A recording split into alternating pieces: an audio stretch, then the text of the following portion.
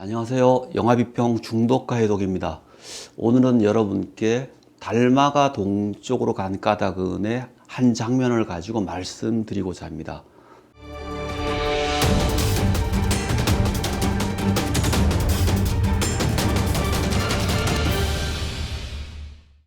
개인마다 가장 좋아하는 영화, 가장 사랑하는 영화가 모두들 있습니다. 저 역시 마찬가지입니다. 저에게 가장 사랑하는 영화가 무엇이냐고 물으면 저는 두말할 이유 없이 바로 이 영화를 이야기합니다. 달마가 동쪽으로 간 까닭은입니다. 20대 시절에 저는 이 영화를 정말 많이 봤습니다. 그리고 영상자료원에서 필름으로 상영할 기회가 있으면 무조건 가서 다시 또 필름으로 보고, 그리고 비디오로 보고 또 보고, 대사를 따라하고 생각하고 그렇게 했을 정도로 이 영화를 좋아했습니다. 왜 좋아했는가라고 물어보면 참 여러 가지 이유가 있을 것인데 오늘 여러분과 그 이야기를 하려고 합니다. 이 영화는 미술을 전공한 배영균 감독이 만드셨기 때문에 굉장히 뛰어난 장면이 많습니다. 영화를 보다 보면은 입이 딱 벌어지게 감탄을 하지 않을 수 없는 장면들이 정말 많습니다. 게다가 이 영화는 인간의 한계를 넘어서서 견성 성불로 가려는 불교 스님의 그 절절한 해탈에 대한 갈구가 너무나 강하게 드러나 있습니다. 그래서 이 먼지 같은 속세에 살고 있는 우리가 봤을 때 깊이 공감할 수 있는 그런 내용인데요. 저는 많은 장면 중에 바로 이 장면을 굉장히 좋아합니다. 이 장면은 영화의 세 명의 스님 중에 한 명이고 가장 어른인 해곡 화상이 스님이 되어서 갈구하는 기봉수자에게 화두를 내리는 그런 장면입니다. 장면을 보시면은 아주 멋진 계곡의 저 멀리 소실주변 가운데에 해곡 화상과 기봉수자가 있고 해진동자는 뒤에 보일 듯 말 듯 누워 있습니다. 그리고 소나무가 있고 위쪽으로 안개가 끼어 있죠. 그리고 물이 흐릅니다. 앞에는 거대한 바위가 있죠. 여기서 해곡 화상이 기봉수자에게 화두를 던집니다. 불교에서 화두를 던진다는 이야기는 제자로서 받아들인다는 것이죠. 영화에서 해곡 화상은 불교계의 선지식, 큰 어른, 깨달음을 받은 큰 어른인 선지식으로 등장합니다. 깊은 산골 암자에 살고 있는데 그 암자의 기봉수자가 찾아가서 이제 제자가 되는 것입니다. 그럴 때 해곡 화상이 던지는 화두는 바로 이런 겁니다. 마음딸이 물밑에서 차오를 때 나의 주인공은 어디로 가는가? 기봉수자는 불철주야 갈고 닦아서 그 대답을 나에게 내놓아라. 이렇게 이야기합니다. 마음딸이 물밑에서 차오를 때 나의 주인공은 어디로 가는가?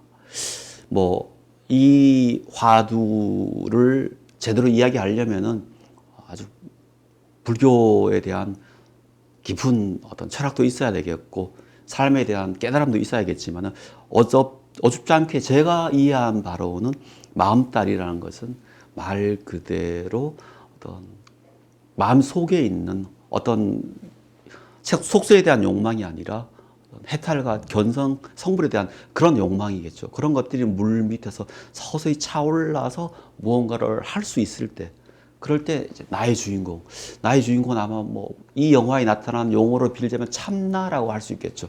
그 참나를 찾으면 우주의 모든 원리를 하나로 깨우칠 수 있다라고 해고 화상은 굉장히 강하게 이야기를 하죠. 그랬을 때 그 참나는 어디로 가는가, 이런 부분이 바로 달마가 동쪽으로 간 까닭은 이라는 영화 제목과도 깊이 관련되어 있다고 생각합니다. 그래서 마지막 장면이 보면 결국은 그렇게 떠나는 기봉수자 이야기를 보여주는데요. 저는 이 부분이 마음딸이나 물밑이나 나의 주인공 이런 단어들이 바로 이 장면과 밀접하게 연관되어 있다고 생각합니다. 자연 속의 한 풍경 같지만은 자연에 빗대어서 불교의 교리와 화두를 이 영화는 굉장히 탁월하게 보여주고 있다고 생각하는 것이죠. 그리고 더 나가면은 여기서 화면 구도를 잡는 방법. 인물은 영화의 중심은 화두를 주는 가장 중요한 장면인데도 인물들은 아주 작게 보여지고 중심에 작게 있고 결국은 모든 영화의 핵심은 자연이죠. 결국 그 자연은 아까 던진 화두와 결합되는 것이고 더 나가면 노장사상과 결합되는 물화일체 사상을 이 장면이 담고 있다라고 할 수 있습니다.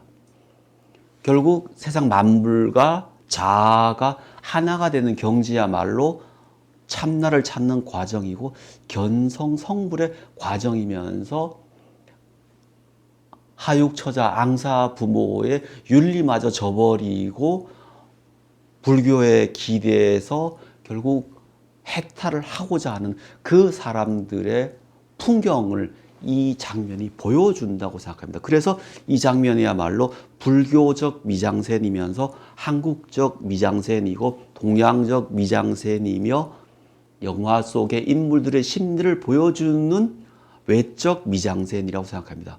그리고 더 나가면 이런 풍경은 김홍도나 강세황의 그림과 같은 구도. 그래서 이 영화를 보다 보면 한국화와 굉장히 닿아 있는 풍경들을 우리는 보게 됩니다. 흔히 말하는 산점투시 같은 어떤 기법들이 이 영화 속에 수시로 녹아들어 있고 윤두서의 초상화 같은 그런 절대 구도의 자세가 이 영화 속에 수시로 툭툭 튀어나옵니다. 그래서 저는 이 영화가 스토리와 편집, 구도, 의식의 흐름 이 모든 부분에서 불교의 토대를 둔 한국적인 정신과 그리고 그걸 그려내는 회화와 이 모든 것들을 지금 서구에서 들어온 한국 영화가 담을 수 있는 가장 높은 수준에서 그리고 있고 바로 이 그리고 있는 모든 것들의 정수가 바로 이 장면에 있다고 저는 생각을 합니다. 그래서 여러분께 이 장면을 강하게 권유해 드리고 싶은 것입니다. 달마가 동쪽으로 간 까닭은 결코 쉬운 영화가 아닙니다. 그리고 버전이 여러 개 있지만은 지금 여러분들이 보실 수 있는 버전은 2시간 20분짜리 버전인데 원래 그것보다 더 긴 3시간짜리 버전이 있었는데요. 어떤 버전을 보시든 이 영화는 만만치 않은 영화인데 결국 그 만만치 않은 관람 이후에 느끼는 행복은 그 어떤 영화보다 깊다고 감히 자신 있게 말씀드립니다.